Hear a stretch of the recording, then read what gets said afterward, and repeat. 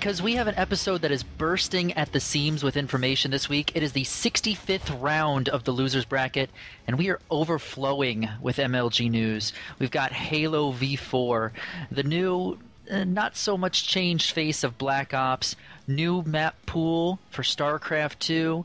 Tons has changed, so stay tuned for all this exciting news. We're actually going to start off with that StarCraft news that I was just mentioning. We've got VVV Roar with us here, as well as a new addition to our team, VVV Desro as well.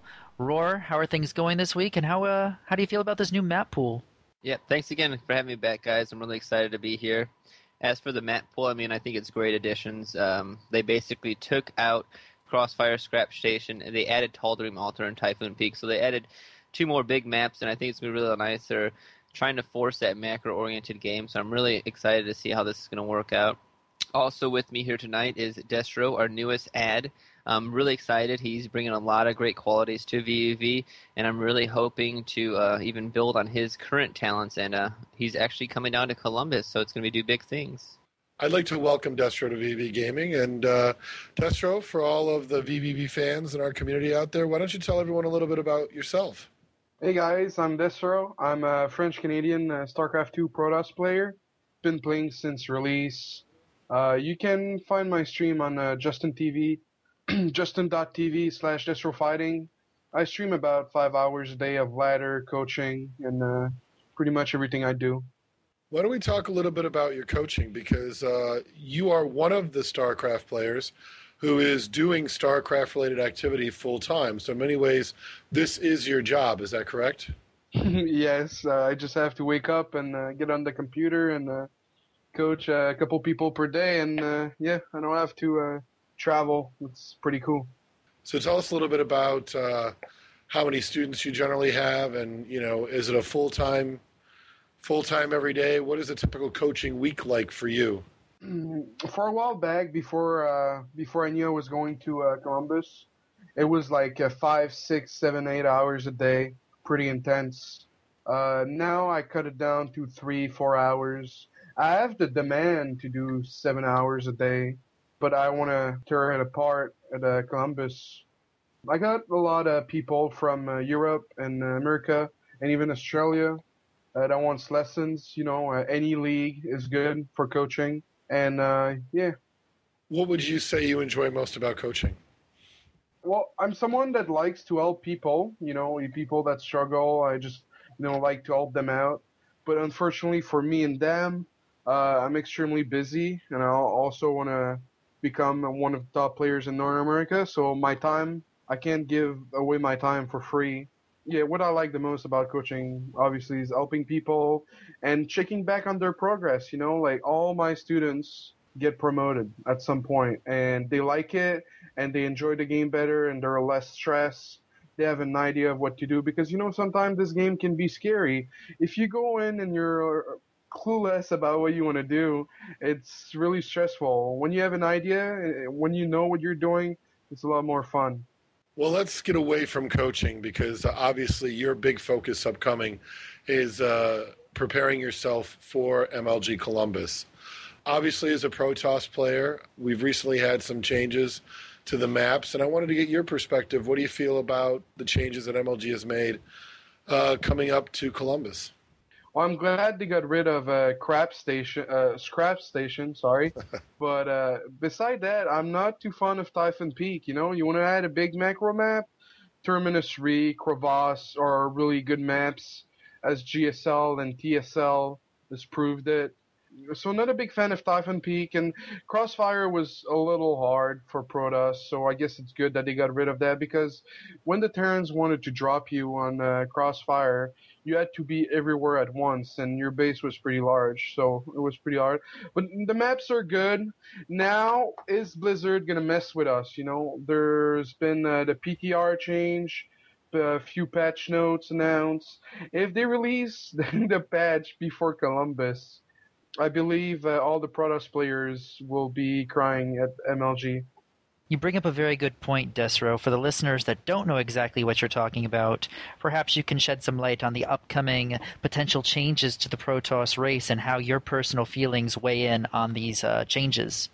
Well, the changes about Protoss for the PTR, so far we have Archon being massive. That's very good. Breaks the force field. Phoenix can lift them up. That's good. I like that change. The cybernetic core, the warp gate research is increased from 140 seconds to 160. Now, that's going to change the entire matchup. That's going to change your build orders, when you take your expansion, and what food you want to push. It's going to change everything. So hopefully they don't release that patch before MLG. They want to do that because they feel like 4-gate is too dominant, but they're obviously in the wrong. They just want to appeal to the casual audience. So yeah, basically Blizzard wanting to change the warp gate research time is going to affect the game a lot. So hopefully they don't do that before the next MLG. Let's talk a little bit about this transition from coaching to preparing for an MLG event. What is your plan, your strategy for preparing for this LAN event?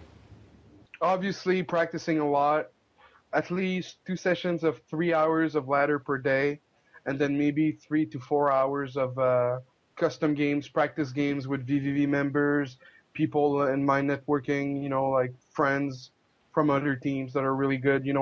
There's going to be a lot of preparation, maybe 1 week per matchup, fix my ults, fix my matchups where I sometimes struggle or lose to a certain timing attack. So there's going to be a lot of practice. That's why I cut down my coaching to 3 hours, just to be able to focus on practicing, focus on the matchups I need to work on, so I can be an all-around good player at MLG. Well, through all your preparations, Desro, I know that a lot of the VV community has already started to cheer you on, and they will definitely be behind you at Columbus. I have to ask, how has your experience been with the community thus far, and what are your thoughts on it? I wasn't fully aware of how big the community was until I saw the posts and my announcement on the site. There was quite a warm welcome. I like the forums a lot. I like the shotbox a lot. The community is active. Everyone's nice. I haven't met anyone close-minded or grumpy so far. It's pretty awesome. That is awesome to hear, Desro. Really glad to see you as a part of the community. Roar, how did the idea come about to bring Desro into the StarCraft 2 mix? Well, to be perfectly honest, what we were trying to pride ourselves here in the VV community with StarCraft 2 in terms is finding people that are all in about the game. Just recently we had a talk with a few of our members, and really when looking out on the scene of StarCraft 2, I saw Destro just finish leaving VT. He actually approached me, and for about a week or so we went back and forth talking, seeing if it would be a good, relationship, and it turns out to be perfect. And I mean, he went ahead and applied. We landed it, talked over a few things, and everything just kind of aligned itself, and it worked out perfectly, and I'm happy that he went ahead and joined. And I'd like to say, again, I think Destro brings the kind of professionalism that we really want in our A team. I mean, I think it's fantastic that he has the opportunity and is taking advantage of that opportunity to go all in. And I personally look forward to meeting you, Destro, in Columbus. Oh yeah, that'll be a blast. I can't wait to meet the VVV team, meet the VVV fans, meet some of my fans from my stream also. Yeah, it's going to be awesome. Well, Desro, I want to give you a big, warm welcome to VVV. Once again, thank you so much for joining us on the show this week, and I also personally look forward to meeting you next month in Columbus. Oh, thanks. It's always a pleasure. I like your show. You're doing great work. Thank you very much. Roar, it's always a pleasure having you here on the show as well. Yet again, my man, thanks for stopping by, and I'm guessing you already have your tickets for Columbus as well, correct? Damn straight. Actually, I'm driving up with my brother, Murder, and Trevor, so it should be quite an adventure. We're going to get it sexy. Hopefully I have my new car by then. Be pimping out in some style. That's how I do. Wait. Could you say that when you're going to get your sexy? Yeah, I got to get my sexy on, dude. We're going to be driving with our shirts off, probably touching each other's nipples, kissing a bit. Wow, that's really going to be what highway are you taking so people know where to look out for you? Is that going to be route, 80 or 70? No, 70 from Indianapolis to Columbus, isn't it? Yep, it is indeed 70. All right, well, if anybody's looking for hot man-on-man action, 70 is a place to be. From StarCraft 2, which has some nice, good changes coming to it, to Black Ops. We'll talk about that in just a second. We've got Ninjatic from our team VVV Fly Society joining us tonight, as well as our console manager VVV Relent. Guys, how are you both doing tonight? I'm doing good. Doing good. So, guys, what are your thoughts on this new, yet not really that new version of the settings for Black Ops? Thoughts? Yeah, let's just go over the settings. They made a lot of changes to Search and Destroy. In fact, they took out Domination on Villa and added in Search and Destroy on Hanoi, giving us 5 Search and Destroy maps, 2 Domination maps, and 4 Capture the Flag maps. For Search and Destroy, they turned the time limit down to 1.5 minutes. They made the defuse time 7.5. That stayed. Plant time is now 5 seconds, trying to make offense be more aggressive, allows it to be more fast-paced. The round win limit is now 6 rounds, with the rounds going faster and stuff. I think that'll lead to a lot more fast-paced, exciting gameplay. Domination, the time limit went from 8 minutes to 6.5 minutes, so they're making it a little bit shorter. And the flag capture time went from 5 seconds to 7.5 seconds, trying to make more emphasis on team flag capping instead of single caps, which I think will be really good. Not to play devil's advocate here, but do you think that, I don't know, to me, when I think about speeding up the game, is adding Search and Destroy really the way to do it? I mean, is Search and Destroy the game type that will make things faster? Yeah, I think Search and Destroy is probably the best way to make it more fast-paced, because the rounds, again, are only a minute and a half. So you have to be pushing. You have to try and set up and get that plant.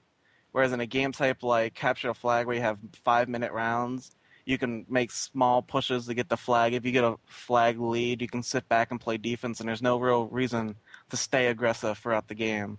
But in Search and Destroy, offense always has to be aggressive because they don't have much time if they don't want to lose the round.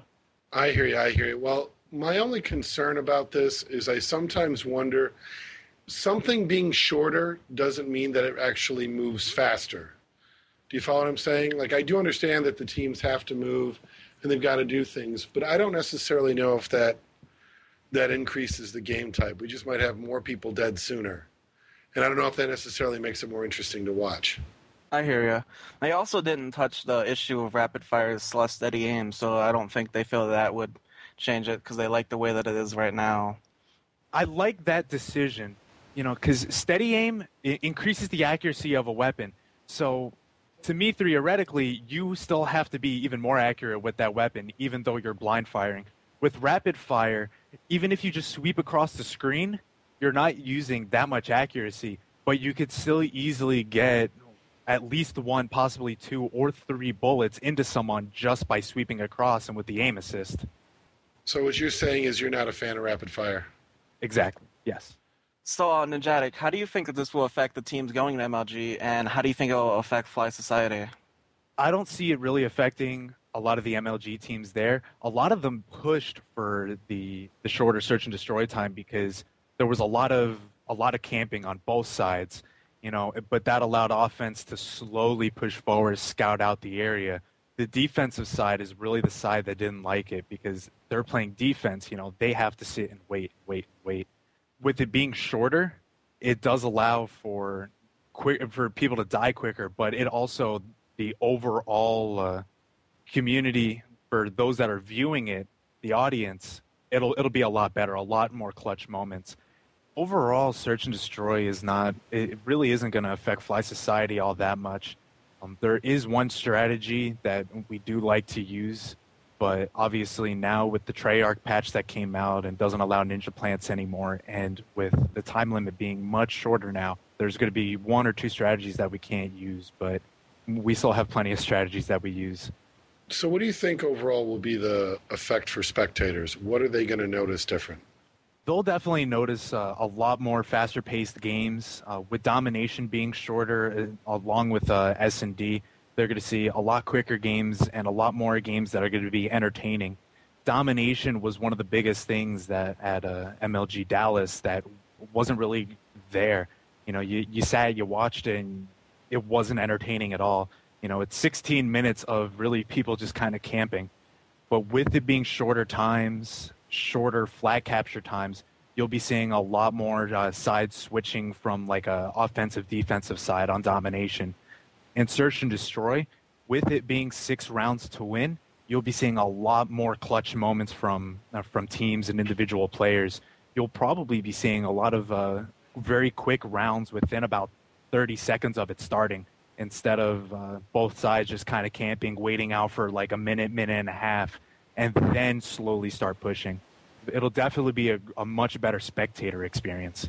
What teams do you suspect this will affect? Do you think some teams are going to be hurt by these changes, or any teams that are going to be a disadvantage because of these changes based on their play style? There definitely will be teams that are going to be affected. I haven't had enough time to analyze a lot of the teams due to, again, PSN being down, but there's definitely going to be a lot of teams affected. I feel Leverage is probably going to be affected by it. Not as much as the other teams, but Leverage is definitely a top team, and I'm interested to see how they're going to adapt to the new Search and Destroy settings. Well, our plan is to make sure that we invite you back to the show next week, because we definitely want to hear how people are adapting. I think everybody's really anxious to get the PlayStation Network back up, and then we'll be able to start to see how teams are going to adjust to these new settings. I'm pretty sure these are going to be the only settings that get adjusted, just because of the time frame. It's already the beginning of May, and it's less than a month before the MLG event, so we're going to see how these settings affect gameplay. So we'll look forward to having you back on the show, hopefully next week, if the PlayStation Network's back up, and you can tell us what you're observing. Does that sound good? It sounds great. Before we let you go, George, and before we move on to Halo, I want to talk about one other game this week that, if you haven't seen it, go and see it. George, you know what I'm talking about, right? Oh, for sure. VVV's Left 4 Dead team taking first place at CEVO for Season 2. It was unbelievable. Some of the best competitive gaming I've seen in the longest time. You're not just saying that, are you? I mean, you've seen a lot of competitive gaming, George. Come on now. No, originally, this is how it started out. I invited my buddy over to come watch because he's a big Left 4 Dead fan. And what ended up happening is, at the end of the very first match, when VVV beat Latino Heat, my buddy and I came up with the idea with getting more people over, putting it on the big screen, and drinking some beer. And let me tell you, that was some of the best competitive gaming I've watched. And they all agreed with me. They didn't want to leave. They wanted more. Like, they started chanting at the TV. See, this is what I love about our community, about the fact that we just don't play, one or two popular games that everybody says that's competitive sports.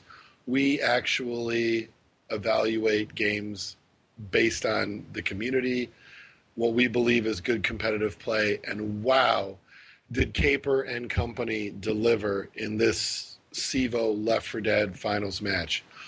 George, I don't want to take the spotlight away from you. Tell us what it was like. Tell us what made it so great.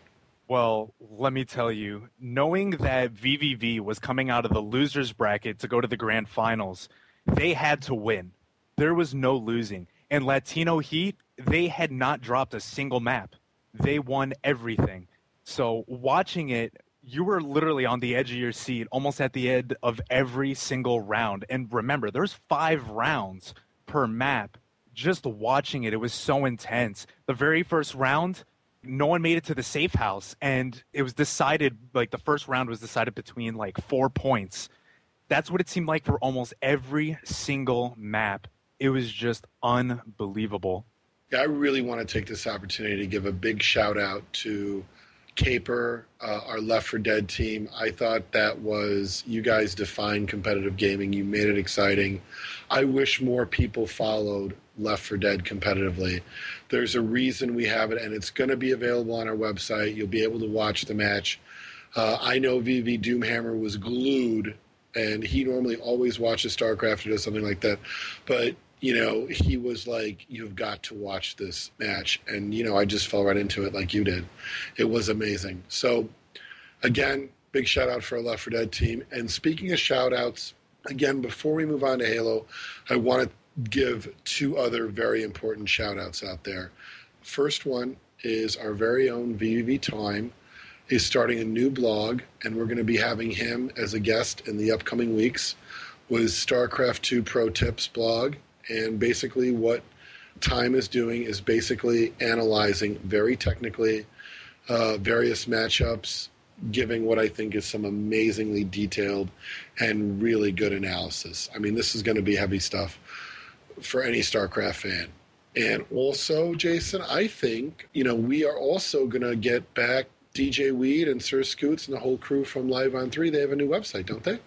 Yeah, we'll talk about that, but just let me have one more game. Wow, you're such a nerd. Okay, yeah, I am kind of nerdy. That was pretty bad. No, the name of the website is One More Game. I'm actually really excited to see what they do. It'll be good to have DJ Wheat and Sir Scoots back. They always give some pretty good competitive analysis. And don't forget Slasher. Oh, yeah, how can I forget Slasher? But, yes, it will be great to have them back. I'm looking forward to seeing what they do, and we'll look forward to seeing DJ Wheat and company at MLG Columbus as well. Yeah, and for those of you that don't know, I know many of you, they're going to have 4 shows on their website. It's going to be Live on 3, Inside the Game, Kings of Tin, and Weapon of Choice. I believe most of our audience follows at least one, or if not more, of those shows. So congratulations on the new site, and look forward to listening in as they come back online. Let's move on to the Halo settings. Aren't we on to version 5005 or something now, the Halo settings? What are they up to now? Close enough for 5005. Those are just a couple digits apart. But, yeah, there's a couple changes in version 4 that should be rather interesting. They removed quite a bit, which is, Element CTF, Nexus, Team Slayer. They added a new map, Warlock, for Capture the Flag and Team Slayer. And additionally, MLG Bomb for Zealot and Bomb for Sanctuary. The score to win changed from 5 down to 3. Well, here's what I want to make the audience aware of. A lot of conversation has gone on to these Halo settings. I mean, I think it's obvious that much like Call of Duty, we're going to have to kind of do the wait-and-see approach as more teams, get a chance to play with it. And we get to hear from more of the players. Even as we're recording this show, Active Rush is out there actively scrimming and testing the settings. Also this weekend at the LAN Center, both our own VV Perilous and VV NBK are going to be testing these new settings, and they're going to have a report back for us next week. So we can't give anybody a lot of details yet, as more teams are going to need to play with this, and then we'll kind of go from there. I definitely agree with you there, Jerry. Reach is a big change from Halo 3, and each of these changes is going to change the gameplay up in Columbus just a tad bit more. There's a really cool article that came out on the Major League Gaming website that's titled The Top 5 Things We've Learned About Reach, basically talking about what we saw in Dallas and the changes from past Halo games. If you get the chance, go check it out. But it's really neat to see what they're talking about, how mind games, the metagame, has evolved in Reach from Halo 3. Things like Sprint, which people weren't too excited about at first, have really changed the game and made it so when in the past, if you're looking down on the map in your mind and you know that a player could only be in certain places because of how fast they can move, now there's many more options. It's a much better spectator experience, and with these new maps, new settings, and the score count going down in Bomb, it should be a more exciting experience for the spectator as well. I'm looking forward to checking out Reach in Columbus. Yeah, I am too. I mean, I do think that article brings up a good point. They've learned a lot. It's a solid read. And Halo as a title has always had a lot of top gamers involved in testing and making it better. And I was one of those people who, obviously, I'm all about speed. Sprint is great to me, even though I'm not a Halo player. I still think that the more that we have, a lot of mechanics in the game that create options, not unfair advantage options, but actually affect timing and allow players to take certain chances. And there's a little bit more of the kind of impromptu type decision-making going on. And I think that's what the article points to when it talks about the metagaming that goes on when you're playing Halo Reach now. So I think all in all, that's going to be welcomed by the players. And I look forward, next week when we have both Active Rush available and Perilous and NBK, who've been coming back from the LAN Center, as I said earlier, and we can take a look and see what their first-hand experience has been. In an update to a story we brought you last week on the Losers Bracket, got a little bit more info in regards to the Sony debacle with the hackers, what's been going on in that scenario. There has been another attack on PlayStation, this time involving the Sony Online Entertainment division, where 24.6 million SOE accounts have been compromised. And this time it has been confirmed that 12,700 non-US credit cards and debit cards were leaked. Additionally, about 10,700 direct debit records of customers in Austria, Germany, Netherlands, and Spain were compromised as well. More bad news for Sony. Yeah, I mean, I feel bad for Sony's international customers because, to be fair, I think Sony is a lot more popular in Europe than it is in the US, and that's a real core audience for Sony. That's an important market for Sony. Obviously, Asia and Europe, specifically Europe. And now I feel that this is, when it rains, it pours. And now we have this further breach. And to be clear to everyone, this second breach, as Jason just mentioned, is not the PlayStation Network. But, for example, MMO fans, those who played EverQuest, games like that, you'll be familiar with SOE, Sony Online Entertainment, which is kind of the portal by which you can play a lot of the MMOs that Sony has. And a lot of people have asked some basic questions, again, about what's going on with Sony security.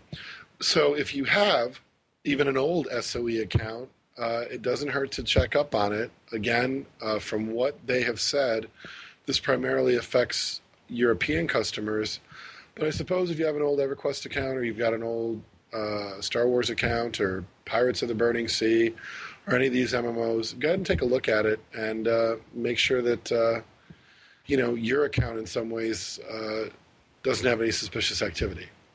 Completely agreed, Jerry. Now, this also not only affects MMO customers, this actually goes all the way down to even some Facebook games that use these accounts. So anybody that is currently in possession of an SOE account, I would definitely double check on it just to make sure, change your passwords, and definitely keep an eye on your credit and debit card statements just because you can never be too safe. In regards to the PlayStation Network, there was a news conference held by Kaz Hirai earlier this week, the second in command of Sony Corp. He held a conference in Tokyo to talk about the network, the PlayStation Network being down, being hacked.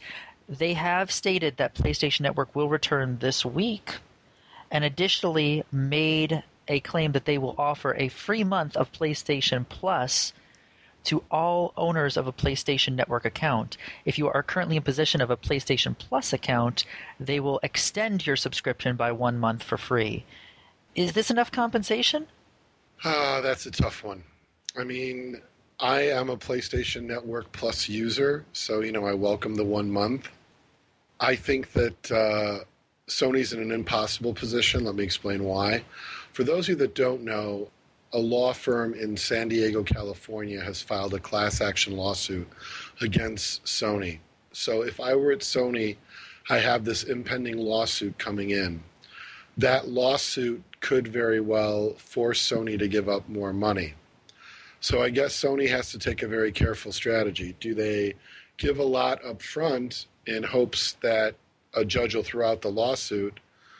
But in big class action lawsuits like this, that's not always something easy.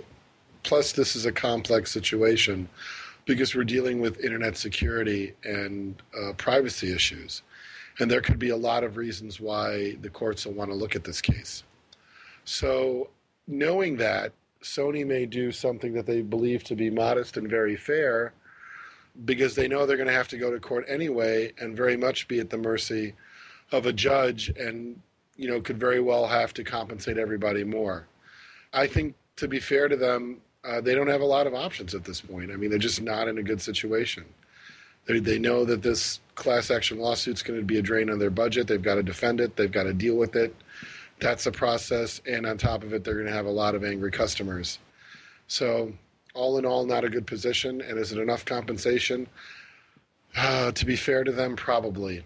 Knowing all that they've got going on and what risks they have with this class action lawsuit, I say, it's probably the best we can expect.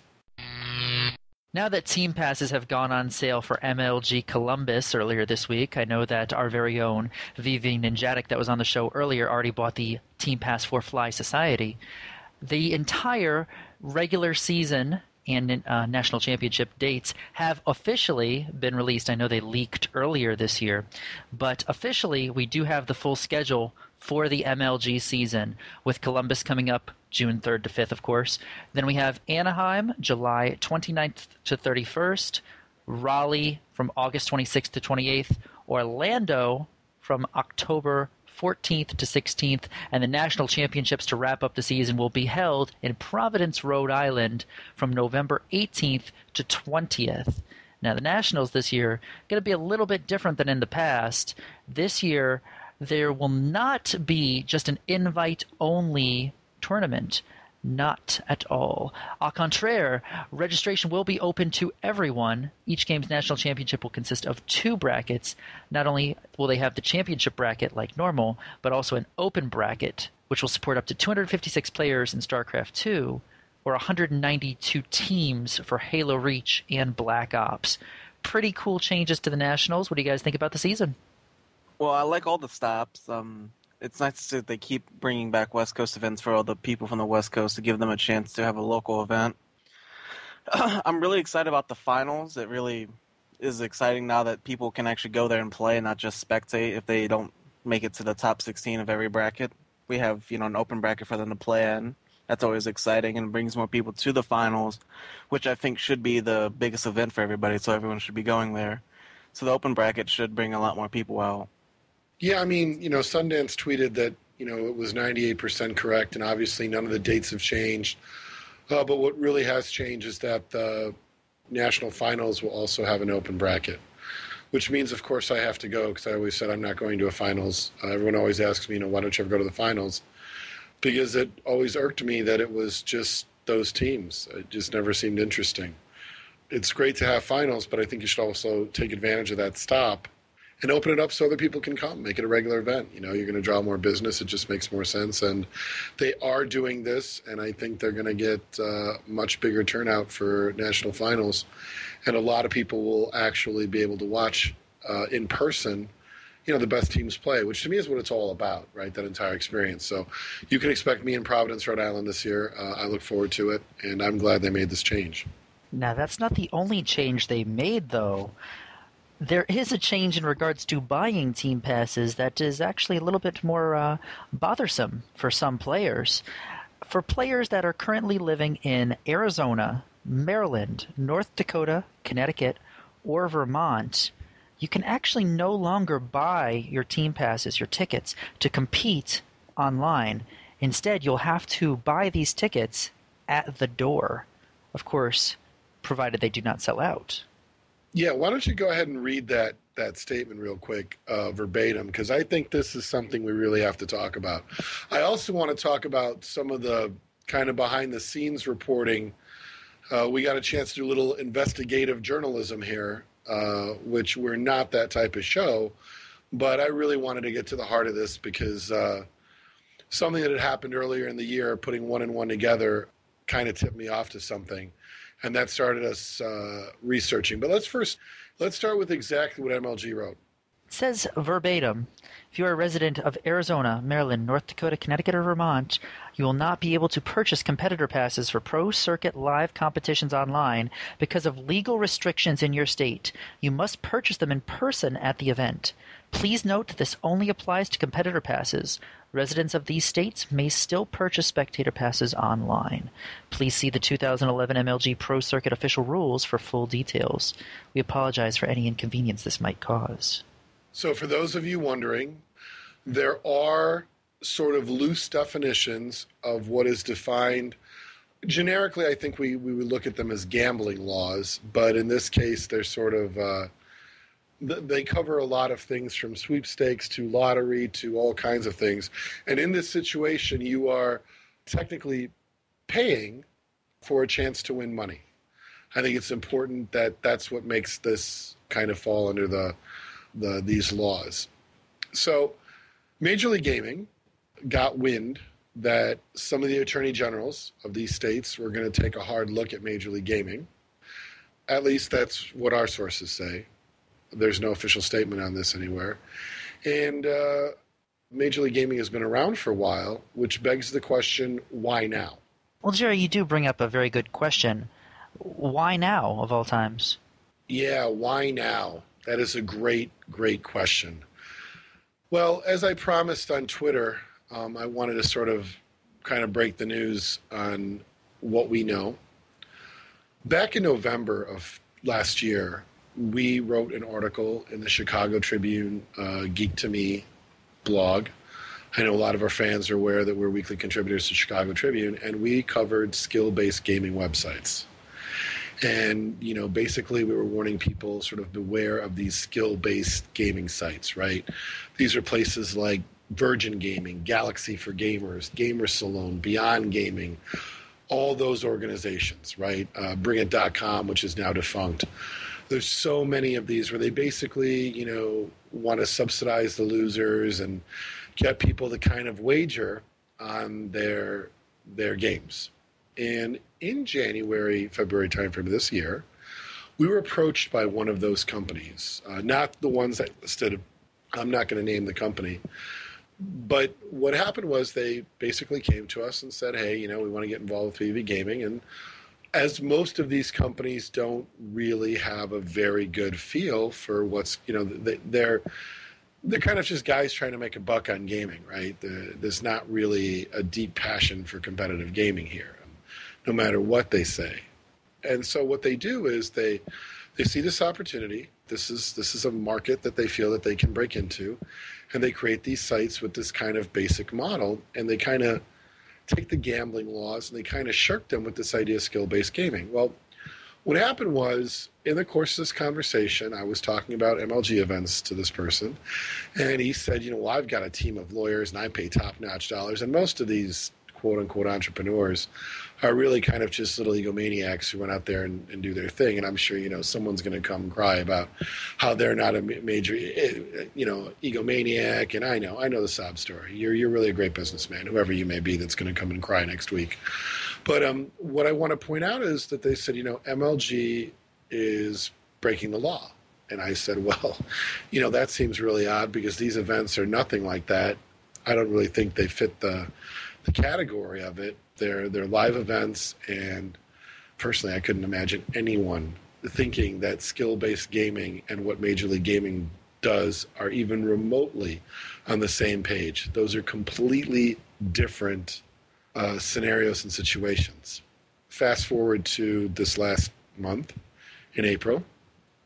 What we are speculating, I'm going to say it like that, to cover our own ass, is that one of these organizations, who I will not name, made the decision to have their legal team send out letters to the attorney general's offices of these states, you know, possibly ask the legal question, is Major League Gaming, you know, allowed to do this? Can we do this sort of question? And I think that prompted them to have to look into this, and Sundance, I'm guessing, to avoid an online lawsuit or even being under investigation, I think did the right thing and just said, you know what, we're not going to be involved in a big online lawsuit that involves, you know, 5 or 6 states' attorney general offices that, you know, that would sink a company like that very quickly, can ill afford the legal fees. So, Wait a second, hold on. This is starting to frustrate me because if this is the case, if this is true, why would one of these owners of one of these skill-based gaming sites, aren't they kind of shooting their own niche in the foot by doing this, by making it harder for people to compete? If gamers aren't as interested in competing at events, doesn't that kind of narrow the playing field for these same gamers that they're looking to bring to their site? That doesn't seem to... What a stupid decision. Well, I think what it is this is how they're looking at it, right? Gamers know that the place to compete in North America is Major League Gaming. And now you want to have some podunk little half-assed, you know, oh, you know, we're skill-based gaming site. Come on our site, you know, you put your money down and put your money where your mouth is. And if Major League Gaming goes away and Game Battles goes away, then I guess they're hoping they can grab more of the market share because people won't have any choices. Or if they restrict people's abilities to go to LAN events, well, I guess that in some ways keeps them at home. And maybe they're thinking, because they don't know enough about this market space, that'll mean that there's a greater audience who's going to want to gamble on skill-based gaming, right? I'm going to get on there and I'm going to play, 4v4 Halo against your team. We each put in $50 and then the winner takes all kind of stuff. That's how most of these websites work. And over time, they kind of subsidize the losers. And it's just a crappy model in my mind. I mean, we've talked about this before and I don't want to beat the horse. But what does have me, frustrated is that things like this don't happen accidentally. And I'm going to say it again. If you are involved in a skill-based gaming site, you're not good for competitive gaming. It's not a good situation. It's not good for what we are trying to do. We are not trying to get players who are bad to come onto a site and lose their money to players who are good. That's not the spirit of competition. That's not what Major League Gaming is trying to do. I would never attend a Major League Gaming event or ever involve our organization with the skill-based gaming company. And what you end up doing is you end up hurting competition. So to the person who is responsible for this, just disgust me is an understatement. It really is. I'm very sick and tired of, the 15 models of skill-based gaming popping up anywhere. And if anybody has any questions, I can talk about this subject, for quite some time. It's just very short-sighted. I do believe it should be avoided at all costs. But what ends up happening is people that live in those states, you end up now not being able to get your tickets online. Thankfully, most teams in Major League Gaming have players from all over different states. And, thankfully, they'll probably find somebody on their team to purchase their tickets. But what really sort of has me bothered is, well, what about the Starcraft players from those areas, right? Do they now have to have somebody else purchase their tickets for them? I mean, all in all, this is just not a good situation. And I just want to make it clear to everyone that this is not Major League Gaming's fault. And that when you are a company in the life cycle of what Major League Gaming is at, you can't afford an expensive lawsuit, nor can you afford to take that chance. Because the state's attorney general's office have, compared to you, unlimited funds. And that would be disastrous. So Sundance and Major League Gaming, in my opinion, had no choice but to do this. And if you're one of those people who are affected by this, the place I would look is skill-based gaming.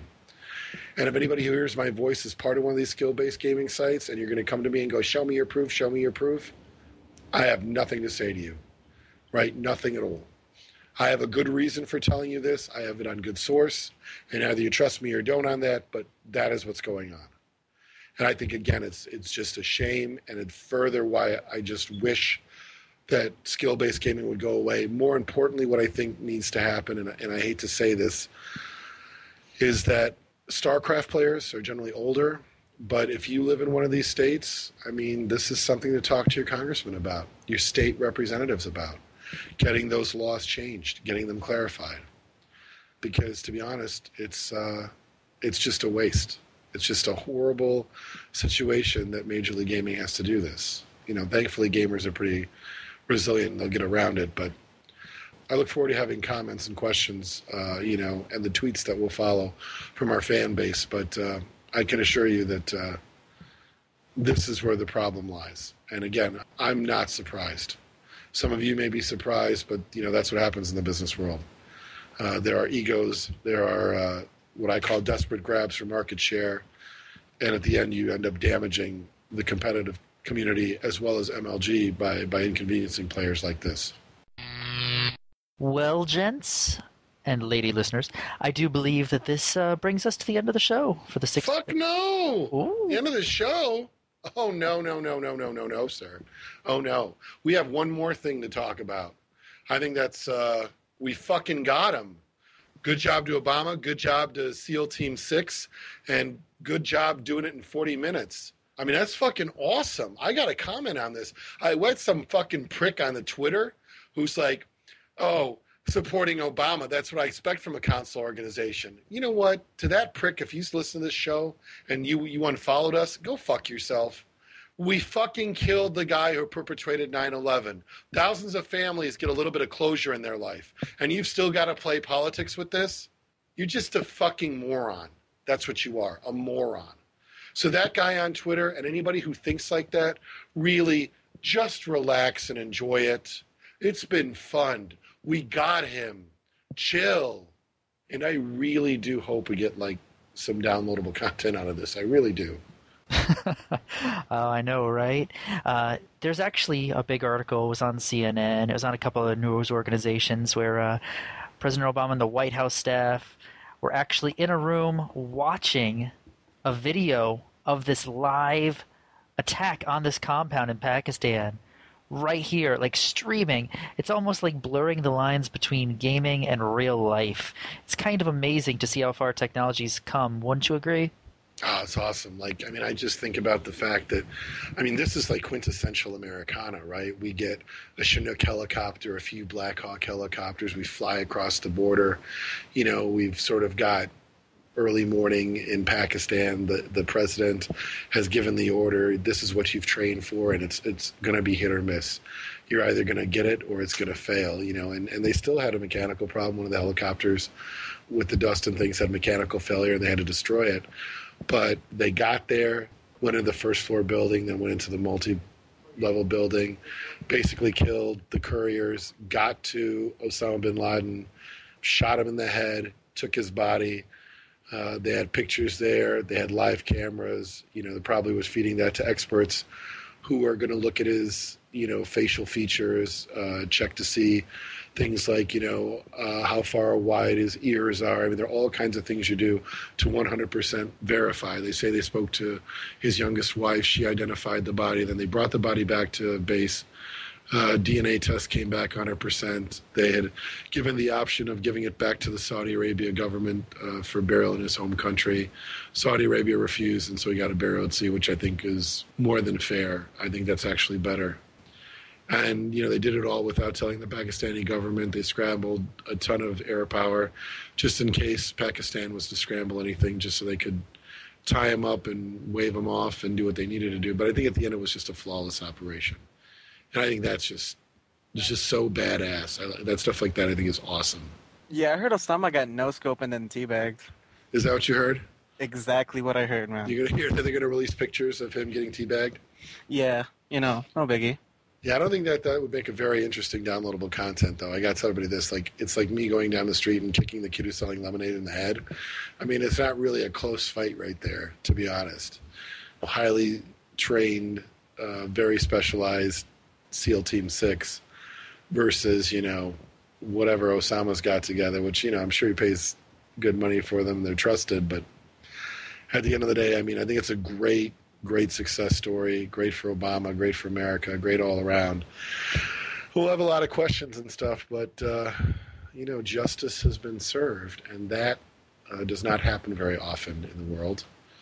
The world is often not a fair place, and I think this time we got to see, you know, the good guys get a break, so to speak. So I think it's cool. It is the end of the show. We had some great guests. It was great to get Desra on here and everybody get to meet him, Roar, Coach Angelic from Fly Society, and obviously all of you. It is a pleasure, gentlemen, to host with you. I agree 100%. Gotta give some shout-outs as always. Big thanks to VV sponsors, SteelSeries, Gamer Grub, Control Freak, MusicSkins.com, GamerLogos.net, and Custom Ink. Another shout-out to the VV community for all their feedback and support. One special shout-out definitely to our own VVV Exodus. Lots of bad storms across the South last week, and his house was actually pretty badly damaged in those events. Yeah, I want to give a shout-out to Scott. For those of you who may have noticed, we have moved him to elite membership status. Even though he wants to keep working on staff, I told him that he's going to be on a little forced vacation here. I want him to focus on his family. I mean, thankfully him and his wife got out okay, and, you know, like 2 oak trees literally slammed into his house. He's got some pictures on our VV forums, and this is a shout-out. Scott's been with us for 3 years, and it's sad to see, but, you know, thankfully he's okay. The rust can be replaced. You know, I mean, I think a lot of people that were in the South, everyone was affected. So, our thoughts and best wishes to anyone who was affected by the storms. Also, I want to give a huge shout out to our Left 4 Dead team. They got first place in SIVO. Hell yeah. Holy shit. Definitely agree with that. One other shout out. Let's give a shout out to the band that does our theme song. That'd be the band Power Glove. They are currently on tour. If there's a stop in your neck of the woods, definitely go out and support them. Awesome band. The fact that they're letting us use their music, we really appreciate it. Be sure to stop by our podcast homepage. The website is vvvgaming.podbean.com. You can also subscribe to us on iTunes. Just search for VVV Gaming, and that way you'll be able to follow both of our shows, which is Directional Influence, our Smash Brothers podcast, and, of course, this show right here, The Losers Bracket. You can email us at thelosersbracket@vvv-gaming.com with any sort of suggestions, feedback, potential topics, any sort of ideas that you have, throw them at us. Additionally, follow us on Twitter. There we are simply known as Losers Bracket. That way you can keep up to date with all the latest Losers Bracket news. Bye, everyone.